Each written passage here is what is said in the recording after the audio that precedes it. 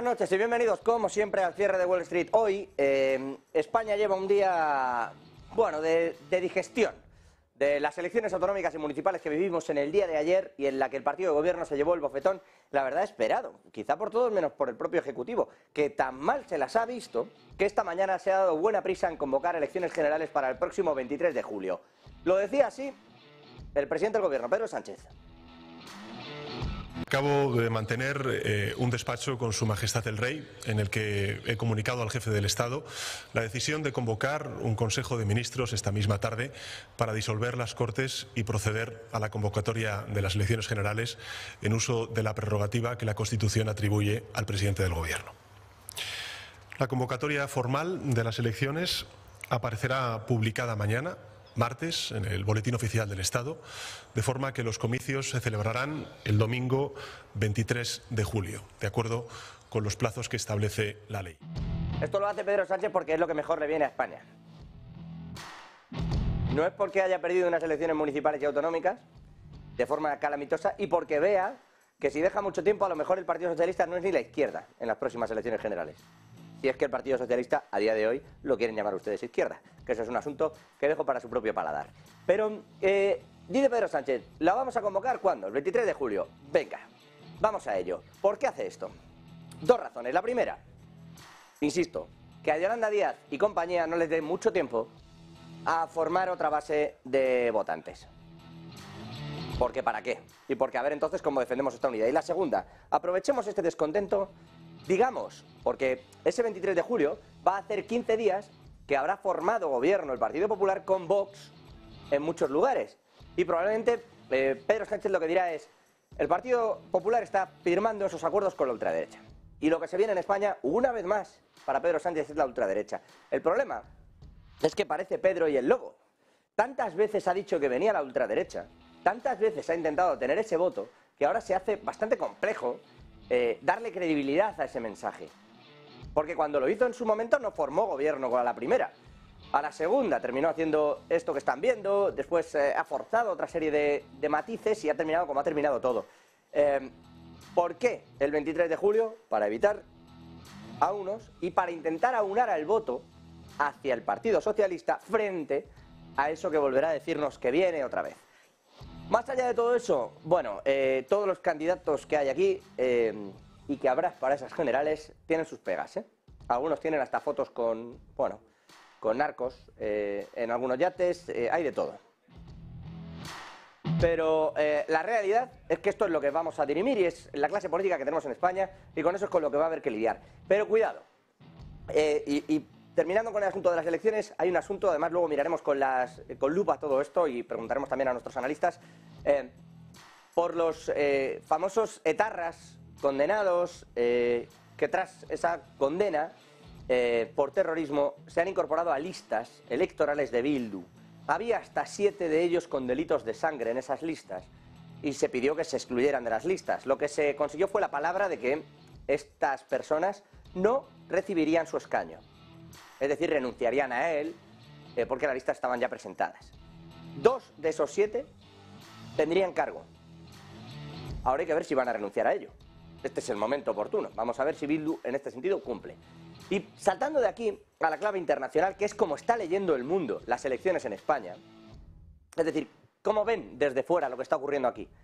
Pues lo ven con cierta preocupación, sobre todo por la fecha en la que se van a convocar elecciones generales. Hay que tener en cuenta que el día 1 de julio, España iba a ser quien se dedicara a presidir la Unión Europea, en esa presidencia de turno. Y durante los siguientes 6 meses había que tomar decisiones muy importantes. Que si las relaciones con China, tal y como estaban pensadas, ya no van a ser las mismas. Que si las sanciones con Rusia van a ser, no, cómo se va a tratar esto, cómo se está tratando el asunto de la guerra de Ucrania. Y más importante que todo esto, Europa está planeando una reforma de todas sus reglas fiscales. Y esto no se puede llevar a cabo si el presidente de turno de esa Unión Europea no puede asumir sus funciones reales porque está en periodo electoral. Si a eso le suman que el gobierno no se formará en 10 días, vamos a estar casi 2 meses mínimo con una presidencia de turno de la Unión Europea que tarda mucho en llegar y que solo te da 6 meses, ¿eh? Pues 2 de ellos seguro los vamos a pasar mirando al tendido. Y esto preocupa, y mucho en Europa, que acabará tomando, imagino, las decisiones igualmente Digo imagino porque vete a saber, pero sería lo lógico, que al final decidiesen igualmente más allá de que el presidente pudiese o no estar y participar de todas esas decisiones. ¿Qué es más importante, dirán ustedes, para el gobierno de España? ¿La asunción de las responsabilidades o lo que las elecciones te puedan dejar? Pues parece que lo que las elecciones te puedan dejar, claramente. Si no, ¿para qué las convocas ahí? Pero es que a todo esto hay que ir más lejos, hay que ir un poquito más allá, y es que Pedro Sánchez está negociando ya cuál es su futuro en Europa, si puede ser o no, si puede tener algún tipo de presidencia, se lleva bien también con Ursula von der Leyen y sobre todo mira mucho a la vacante que dejará Stoltenberg en la OTAN y que le gusta. En eso está el presidente del Ejecutivo en España. Claro que los demás, pues habría que ir análisis a análisis, que tampoco es una cosa, se crean ustedes, que nos deja a todos muy contentos. Todo esto está pasando en España, mientras en Estados Unidos han terminado y no con el asunto del techo de deuda. Ya les dijimos aquí, ¿no? Si acuerdo había, se había filtrado, etcétera, etcétera, pero seguían jugando a algunas cosas extrañas. De hecho, los CDS, los seguros por impagos de la deuda americana, están bastante altos. ¿Por qué? Vamos a ir con eso. Lo primero, dice Joe Biden, presidente de los Estados Unidos, que ya hay acuerdo. Le escuchamos. We've got good news. We've got just spoke with Speaker McCarthy, and we've reached a bipartisan budget agreement that we're ready to move to the full Congress. And I think it's a really important step forward, and it takes the threat of catastrophic default off the table, protects our hard-earned and historic economic recovery, and the agreement also represents a compromise, which means no one got everything they want. But that's the responsibility of governing. And this is a deal that's good news. Bueno, habla de la responsabilidad de gobernar en Joe Biden, que dejó 100 días de espacio para no hacer nada y que en los últimos 20 se ha tenido que pegar un atracón a negociar, no él, sino el resto de su equipo, con Kevin McCarthy y compañía, los republicanos, para sacar adelante el techo de deuda. ¿Al final en qué ha quedado? Pues como les veníamos contando, en tierra de nadie. Ni se va a reducir tanto el techo de deuda, ni se va a perseguir, que esto es lo curioso, porque los republicanos, para ellos era una línea roja, pero no se van a buscar, ¿qué no habrá pasado ahí? Para que ni siquiera se vayan a buscar los fondos COVID que no están justificados y que el gobierno les dio a las empresas americanas. Bueno, pues eso se va a dejar ahí, en el aire, en un limbo. Si se busca o no dependerá del propio Ejecutivo. Sí se van a endurecer las reglas por las que se reciben determinados subsidios por desempleo, es decir, exigirá una serie de búsquedas por empleo, y además se va a permitir que el Medicare extienda gran parte de sus facturas. Todo esto sin que haya una gran elevación, por ejemplo, en el presupuesto armamentístico, que es lo que pedían los republicanos si aceptaban cierta parte del techo de deuda. Al final, ni para ti ni para mí, y se prolongará el techo de deuda. Todo esto, insisto, ¿y por qué los TDS están disparados? Porque aún así el acuerdo no está refrendado. Ahora tiene que pasar otra vez por el Congreso y por el Senado. Bueno, por la Cámara de Representantes y por el Senado. Y aquí hay un problema, y es que la gente no está tan contenta como parece. Entre otros ha salido Graham, desde los republicanos, a decir que este acuerdo a quien beneficia es a China, que va a conseguir tener una armada mejor que la de Estados Unidos porque gasta en esto más dinero y que además se va a hacer con más deuda americana, que es lo que no pretendíamos colocar. En esto está, insisto, el personal en estos momentos.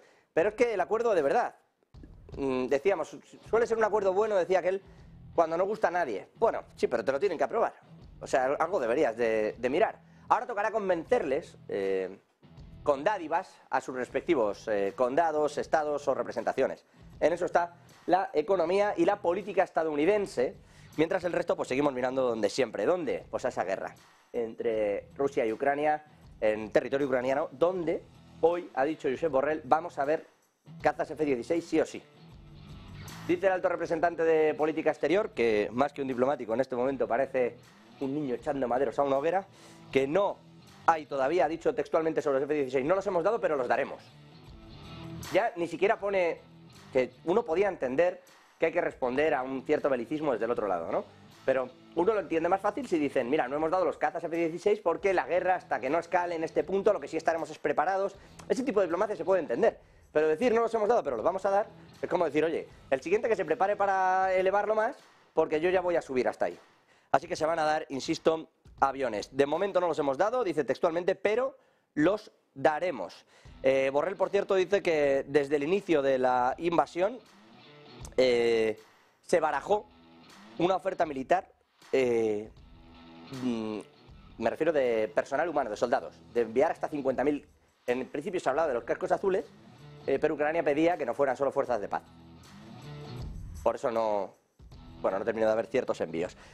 Y a todo esto, y todavía en ese contexto, Polonia ha prohibido el movimiento de camiones entre Rusia y Bielorrusia. Desde el próximo 1 de junio, es decir, esta misma semana, van a prohibir ese movimiento de camiones desde la Federación Rusa y Bielorrusia a través de su frontera. Esto, por un lado. Por el otro hay que tener en cuenta que ya no pasa grano de Ucrania y que el acuerdo del grano, ha dicho hoy Rusia, está muerto. No ha habido acuerdo para que ellos puedan entrar en el sistema de pagos SWIFT, para que los bancos rusos vuelvan a ese sistema de pagos, y por lo tanto, como se quedan fuera de una buena parte de las transacciones comerciales internacionales, al quedarse fuera del sistema de pagos, que no están dispuestos a torcer su brazo y que por allí salgan, barcos cargados de grano de Ucrania que le repercutan en dinero a Ucrania y que eso le haga frente luego en la guerra. Así que eso va a seguir pasando. Todo eso, insisto, en una región donde todos los días, pues ponemos el foco, por desgracia, en realidad, y nos encantaría no ponerlo. Dicho todo esto, y volviendo a lo económico, nos vamos a ir hasta Panamá. El canal de Panamá está casi seco. Y dirán ustedes, bueno, ¿y qué? Pues esto viene al calor de la sequía, más allá de que hoy en Madrid estamos a punto de salir en canoa de los edificios. La realidad es que hay una sequía fuerte, lo está notando el canal de Panamá, y creo de hecho que podemos ver un gráfico, aquí lo tienen, que me voy a poner de este lado para que lo vean ustedes bien.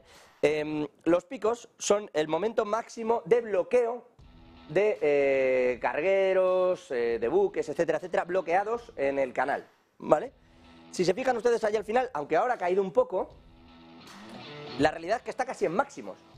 Y se debe a que no son capaces de cruzar y están encallando mucho, precisamente porque no hay agua. Parece una tontería, pero esto de la sequía y de que no haya agua, pues va a terminar al final repercutiendo, insisto, en el comercio mundial. ¿De qué manera? De esto tiene toditos los detalles Raquel Rero, que está ya por aquí. Raquel, muy buenas noches, cuéntanos. Nuevo test de estrés para el comercio mundial. Esta vez no es la guerra, ni es la pandemia, ni tampoco la inflación, es la sequía y el clima extremo. Esta vez la mirada la dirigimos hacia el Canal de Panamá, una de las rutas comerciales más importantes del mundo. Por sus esclusas pasa el 5% del comercio mundial y es además una de las mayores obras de ingeniería del siglo XX. Convierte un viaje de más de 15.000 kilómetros bordeando Sudamérica a poco más de 80 kilómetros, uniendo el Mar Caribe y el Océano Atlántico con el Océano Pacífico por el Istmo de Panamá. Pero ahora Bloomberg ha desvelado que una severa sequía alrededor del canal, focalizada en el lago Gatún, está obligando a los buques portacontenedores a aligerar la carga. Se reduce la capacidad de transporte, aumenta el riesgo de retrasos y aumenta también el precio de transportar las mercancías a través del canal. Si la situación empeora, tal y como apuntan los pronósticos, veremos más subidas de precios para los fletes e incluso veremos una lucha de los transportistas para acudir a rutas más rápidas. Como decíamos, el foco de la crisis está en el lago Gatún, una gran masa de agua de origen artificial con un papel crucial para el funcionamiento del canal al permitir el tránsito de los barcos. El lago, de 435 kilómetros cuadrados y una elevación de 26 metros, almacena el agua del río Chagres y de su cuenca y une los dos sectores del canal, el oriental y el occidental. Pero la creación de este lago convirtió muchas montañas en islas y ahora la falta de lluvia y el menor nivel del agua están dejando a la vista dichas montañas y, por tanto, dificultando el tránsito de los grandes buques comerciales. Ante la perspectiva de que la sequía continúe, hay algunas alternativas al paso del Canal de Panamá. Una de ellas es ir directamente desde Asia hacia la costa oeste de Estados Unidos o bien utilizar el Canal de Suez. En cualquier caso, ambas implican añadir más días, en torno a una semana de navegación. Así que lo que parece seguro es que de nuevo vamos a ver subida en los precios de los fletes y, como pasó tras la pandemia, podríamos ver subidas generalizadas de precios en los bienes que compremos, una circunstancia importante teniendo en cuenta la crisis inflacionaria que todavía continúa a nivel mundial. Gracias, Raquel. Todavía, ya que estamos mirando a esa zona del mapa, nos vamos a ir hasta Chile, donde continúan los problemas de inflación. Dice su Banco Central que siguen sin resolverse esos problemas de IPC. De hecho, creo que tenemos también un gráfico donde se puede ver perfectamente lo que está ocurriendo con ese IPC, con esa inflación, en un país que votó a un gobierno de izquierdas que prometía un cambio constitucional y que cuando quiso sacar esa constitución ha votado a toda la parte de la derecha en la parte constitucional, en tanto que el partido gobierno ni siquiera tiene representación ahora en la propia reforma constituyente. Con todo este plantel, lo que no quiere Chile, evidentemente, es entrar en juegos extraños en lo económico y en lo político, que bastante han sufrido ya. Ahí lo tienen, habla el Banco Central de Chile de la dificultad que está teniendo para rebajar la inflación, a pesar de las subidas de tipos que han tenido y que, insisto, llevan 7 subidas de tipos en los últimos meses. A pesar de todo, fíjese lo planito que está desde junio, desde el 22 hasta ahora, prácticamente no se ha movido nada. Es verdad que han tenido un mayor control de algunos precios y que la subyacente sí que han conseguido que baje un poquito, pero la realidad es que siguen en el entorno del 10% de inflación desde hace pues prácticamente un año, desde junio del 22. Así que, a pesar de la subida de tipos, no está funcionando. Por cierto, ya que estamos con bancos centrales, Sudáfrica, su Banco Central ha lanzado una alerta a tener en cuenta. El 90% de los pagos que realiza Sudáfrica corren precisamente a través de esa plataforma SWIFT de pagos que les comentábamos hace un ratito que no entraba Rusia y que por eso no iban a extender el acuerdo de verano. Bueno, se le van a imponer una serie de sanciones a Sudáfrica por mantenerse neutral, por decir que no va a entrar en este conflicto porque en realidad pertenece a la parte de los BRICS, y posicionarse en algo que moleste a China le puede hacer daño económicamente. Así que Sudáfrica prefiere no posicionarse y si no se posiciona le pueden sacar de esa plataforma SWIFT. ¿Y qué dice el Banco de Sudáfrica? Cuidado con esto, pensaoslo bien, que no vais a hacer daño de verdad. O sea, pensad si esto merece la pena y si tanto importa lo que estemos haciendo, porque el 90% de nuestros pagos pasan por esa plataforma. Y el golpe puede ser brutal. Y hablando de BRICS, Venezuela ha pedido ser parte de estos BRICS. Cuenta ya además con el apoyo de Lula da Silva. Ha dicho el presidente de Brasil que él favorece la posición de que el señor Maduro firme esa entrada en los BRICS y se una también, entre otros, pues al propio Brasil y a China, que quizás sean los más relevantes actores de estos BRICS. Insisto, donde está Sudáfrica quejándose también de todos estos asuntos. Volviendo a Europa y pasando por Italia, relacionado con China, por cierto, se supone que Italia iba a salirse de un asunto llamado Acuerdo de la Franja, de la Ruta de la Franja, que tiene mucho que ver con la seda, pero no es la Ruta de la Seda. ¿Por qué no es la seda? Bueno, porque eso es el One Road, One Belt, que puso Xi Jinping en marcha, que es un solo cinturón donde pretendían reubicar esa Ruta de la Seda, pero esta franja de la que se habla entre Italia y China es un corredor magnífico de exportaciones que no es libre comercio, pero se le parece mucho, y que ha beneficiado y mucho a Italia. Ahora vamos a verlo y creo que Marta Vilar, con todos los detalles, además nos va a contar el impacto de la balanza comercial de China en la balanza comercial de Italia y por qué Italia, Giorgia Meloni en concreto, se está pensando y mucho salirse de ese acuerdo.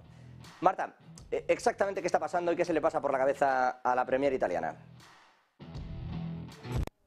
Sí, muy buenas noches. Hoy Italia y China vuelven a ser protagonistas porque Giorgia Meloni, la primera ministra italiana, ha venido a decir que tiene bastantes dudas sobre el hecho de si debería retirar a Italia de esa iniciativa de la Franja y la Ruta de China. Es decir, una iniciativa básicamente con la que Italia preveía que podía impulsar esa relación comercial con China. Una relación comercial, por cierto, que bueno, es verdad que últimamente tampoco está beneficiando demasiado a Italia. Precisamente en el día de hoy hemos conocido datos de la balanza comercial extracomunitaria en Italia y hemos conocido que el déficit con China se ha ampliado todavía más y que, por cierto, pues casi se ha duplicado respecto al del mes anterior, que estaba, pues bueno, en torno a los 1.500 millones más o menos y ahora está en los 2.700 millones de euros ese déficit de Italia con China. Entre todo esto, claro, las dudas que tiene Giorgia Meloni, la primera ministra italiana, sobre la iniciativa de la Franja y la Ruta de China, una iniciativa que llevó a cabo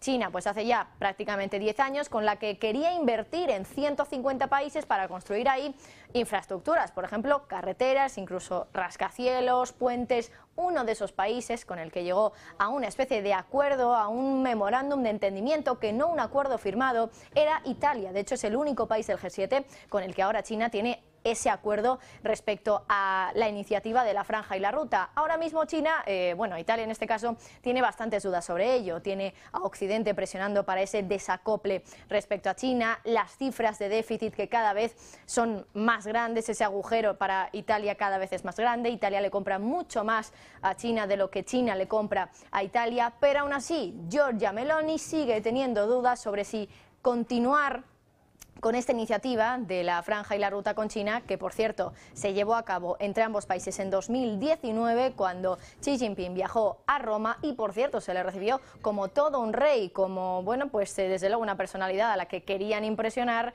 incluso pues por ejemplo haciendo un concierto en el Palacio Presidencial de Roma de pues uno de los tenores más famosos de Italia. Veremos en qué queda todo esto, pero Meloni de momento tiene muchas dudas y habría que ver por qué después de esas cifras que claramente son negativas para Italia y también después de esa presión de Occidente para que todos los países occidentales se desacoplen de China. Gracias, Marta. Por cierto, respecto a ese gráfico, aquí se puede ver, creo que nuestros compañeros se lo pueden poner también en pantalla completa para que ustedes lo vean claro, ahí lo tienen. Aquí se ve, entre otras muchas cosas, la dependencia de China, que es la que tienen marcado en amarillo, y cómo la caída le termina quitando casi 7.000 millones de euros. El meterse con China le ha costado ya en esta balanza comercial, donde no han reducido en gran medida los flujos, solo un poquito, y a tenor de lo que obligaba a Europa, a China, y de momento 7.000 millones de euros le ha costado ya esto a Italia. Claro, Italia que en su momento Meloni llegó a decir aquello de yo no firmé nada, ni estaba cuando se firmó nada con China, al respecto de esta franja, ¿no? Y ahora se está arrepintiendo, claro. Lo malo es saber cómo le explica ahora a Europa que quiere seguir relacionándose con China. Me imagino que vía subvenciones, que como está resolviendo Europa últimamente todo cuando alguien tiene un problema. En vez de sentar a todo el mundo y negociarlo, lo que hace Europa es, bueno, pues arreglemos este problema con una subvención. Y el que se queda fastidiado porque le hemos dado la subvención a un tercero, pues se lleva otra subvención. Así es como estamos engrosando de momento la lista en Europa. Por cierto, que claro, de todo esto luego sale alguno que no sale sin mácula, vamos a dejarlo ahí. En Polonia, que era un país donde Europa tenía dudas de su sistema judicial antes de que llegara la guerra de Ucrania, y ahora son el adalid de la democracia y la libertad, en Polonia van a investigar a Donald Tusk. El presidente Duda ha abierto ya un panel a los que les ha dado vía libre para investigar al que fuera el presidente del Consejo Europeo y que ahora es el líder de la oposición. Lo digo por si quieren tener todas las piezas del puzzle. ¿Qué va a pasar ahí? Javier Luengo, muy buenas noches.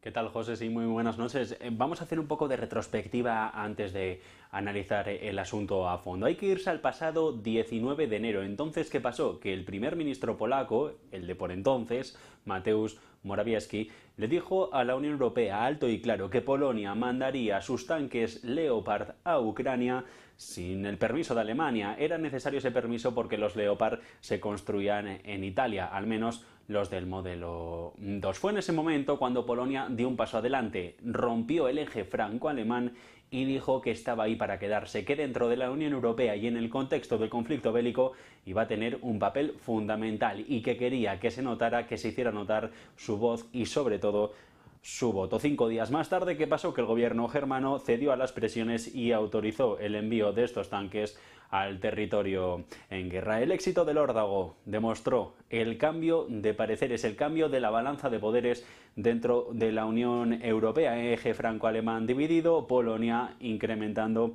sus posiciones. Su respaldo a Ucrania con la guerra ha permitido limar las asperezas que tenía con Bruselas y reforzar su alianza sobre todo con Estados Unidos en el marco de la OTAN. Pero los polacos quieren ir más allá. Lo que quieren ser, en lo que quieren convertirse es en una potencia militar europea de primer orden, aprovechando estar dentro geográficamente del seno de la Unión Europea y ahora a las puertas de Rusia. Quieren consolidarse como el nuevo poder del continente. De esta manera, y aprovechando que al menos por la justicia, que era el asunto que preocupaba en Bruselas de Europa, de Polonia, de hecho llegaron a cancelarse los envíos de algunos fondos europeos, aprovechando esta situación y que Bruselas mira para otro lado en la justicia, Andrzej Duda, el nuevo primer ministro, ha dado un paso adelante. En otros tiempos, lo que se tomaba como una ofensiva totalitaria, hoy no es más que un movimiento consentido. En este momento, creando una comisión de investigación sobre la influencia de Rusia en ejecutivos anteriores, polacos, que ojo, no el suyo en ningún momento, una crítica velada, un paso adelante velado en contra de su predecesor Donald Tusk. Después de haber sido aprobada por el Parlamento, rechazada por el Senado, dependía de la decisión presidencial para entrar en vigor o no, y Duda ha anunciado este lunes en el Palacio Presidencial que sí, que iban adelante y que el pueblo polaco tenía que saber cómo actuaron sus anteriores gobiernos a favor de las presiones que venían desde Moscú. La comisión de investigación en ejecutivos anteriores lo que va a tener en cuenta son varios informes. Van a tener acceso a secretos oficiales y van a ser capaces de vetar decisiones y sobre todo de poner en marcha sanciones contra propios políticos polacos. El primer informe, que se espera para el 17 de septiembre, en plena campaña electoral, en el que la oposición, ojo, considera que se trata de un proyecto anticonstitucional, se le ha conocido como el Lex Tusk.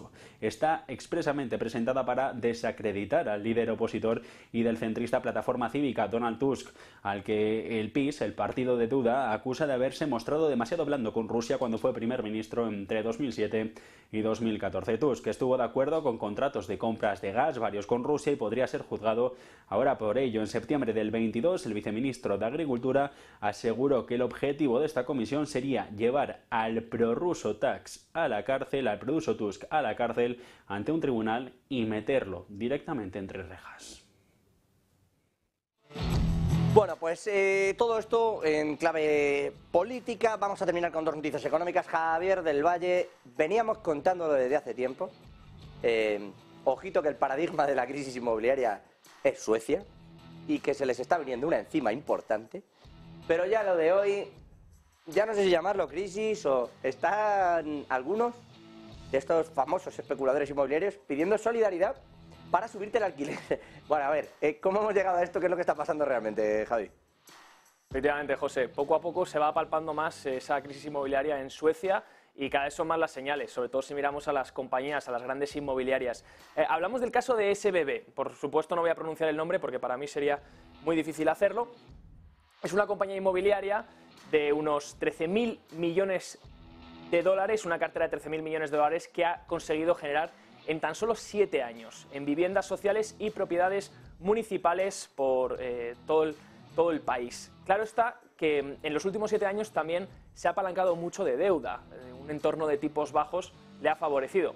Ahora bien, cuando usas mucho la deuda y de repente los intereses empiezan a incrementar, pues todo te viene encima y tus costes de financiación se empiezan a disparar. Eso es lo que le ocurrió a SBB, que de hecho se enfrenta ya a 8.000 millones de deuda dentro de la compañía, que cada vez va a unos tipos de interés más altos. Y por supuesto ya vimos hace unos cuantos meses que contábamos que esta compañía, que es una de las inmobiliarias más grandes del país, estaba sufriendo una recalificación de su deuda a la baja.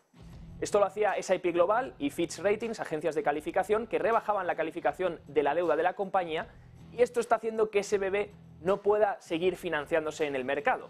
Por supuesto, la gente no quiere prestarle dinero porque piensan que no va a recuperar ese dinero y va a haber un potencial riesgo de impago. Así que SBB sigue cayendo en bolsa, acumula ya, como veis en pantalla, más de un 80% de caída en el año, y ahora lo que ha comunicado ha sido la Junta Directiva ha mandado un mensaje a sus accionistas porque cree también que los accionistas se están viendo penalizados por esta deuda que acumula en balance, y dice que van a generar una revisión estratégica que podría resultar o tanto en una venta de la empresa, o van a empezar a separar segmentos comerciales, a dividir la propia compañía, o incluso venta de activos específicos, que de hecho SBB ya anunció hace tiempo. Pero se siguen acumulando los problemas para la empresa.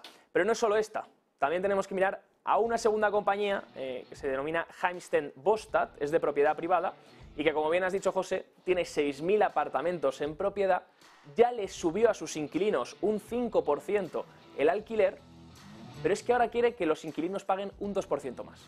¿Por qué? Pues porque, como hizo SBB, lo que ha ocurrido con Heimstenden es que ha acumulado una gran cantidad de deuda a través del mercado en los últimos años y ahora se enfrenta a 5.200 millones de dólares que vencen los próximos 2 o 3 años. Y no puede refinanciar esa deuda o lo hace a unos tipos muy elevados, se enfrentaría también a una rebaja de la calificación en su balance. Y eso podría afectar a sus niveles de liquidez y de financiación. Por supuesto, para abordar todo esto necesita liquidez y está pidiendo ese incremento en los alquileres del 2% para hacer frente al pago de la deuda, José. Ya, pero no deja de tener su guasa, si me permites. No sé qué decirte, yo he hecho esta inversión y como me ha salido mal me la pagáis vosotros, hombre. Está bien y no. Desde la empresa mandan el comunicado siguiente, dicen que los inquilinos han estado durante varios años con unos precios muy bajos, se han enfrentado a un entorno desinflacionario y que ahora deberían ayudar y entender que los precios son más altos. Sí, porque la culpa es del inquilino. Cuando suba el precio les van a pasar también un plus de beneficio. La culpa nunca es de ellos. En fin, Javi, gracias, te vemos luego. Un último asunto. Y vamos ya con el análisis, que vamos hoy larguísimos. Sergio Fernández, Rusia ha encontrado una manera de eludir las de eludir las sanciones, que son las criptodivisas. No se podía saber esto. Exactamente qué va a hacer y cómo pretende coordinar este mercado cripto. Buenas noches. Muy buenas, José. Pues ya estoy por aquí un día más para contarte la noticia cripto más importante del día. Y ojo, porque esta es muy importante. Tiene que ver con Rusia, tiene que ver con eludir las sanciones y también con liquidar las transacciones transfronterizas. Es por muchos sabidos porque, bueno, Rusia lleva bastante tiempo de alguna forma intentando crear una especie de plan para, bueno, un poco una estrategia en torno a las criptomonedas. De hecho, a principios de abril, su ministro de Finanzas dijo que están intentando, que quieren crear un nuevo sistema de pago. De hecho, se rumoreaba que iban a hacer como un crypto exchange, un cripto intercambio nacional que únicamente fuese de Rusia. Sin embargo, las últimas informaciones que acaban de conocerse hace apenas unos minutos dicen que las autoridades están abandonando estos planes, van a dejar o no van a directamente a crear un intercambio nacional de criptomonedas y en cambio lo que quieren hacer es crear un marco para la operación y el establecimiento de intercambios criptográficos. Ha hablado Anatoly Aksakov, que es el jefe del comité de la Duma estatal sobre el mercado financiero, diciendo que en lugar de un intercambio criptográfico nacional es mejor crear unas reglas bien establecidas para los intercambios criptográficos. De hecho, declaró que los intercambios de cifrados se usarían para acuerdos transfronterizos. Según este comunicado, estos incluyen eludir las sanciones, pero al mismo tiempo también respetar y cumplir todas las reglas. El Banco Central va a supervisar todos estos intercambios y además van a sacar un proyecto de ley sobre regímenes jurídicos experimentales. Ojo con esta noticia porque es muy importante. Rusia lleva mucho tiempo planteando, intentando, bueno, pues de alguna forma, primero esquivar las sanciones y luego crear un sistema de pagos. De hecho, el propio Putin hablaba de ello hace apenas unos meses y acabamos de conocer que han desechado la idea de crear un intercambio criptográfico nacional, pero siguen apostando por las criptomonedas en este caso para intercambios, para liquidar las transacciones transfronterizas y además, como decíamos al principio, para eludir las sanciones. Ojo con esta noticia que es muy importante y que además puede tener consecuencias.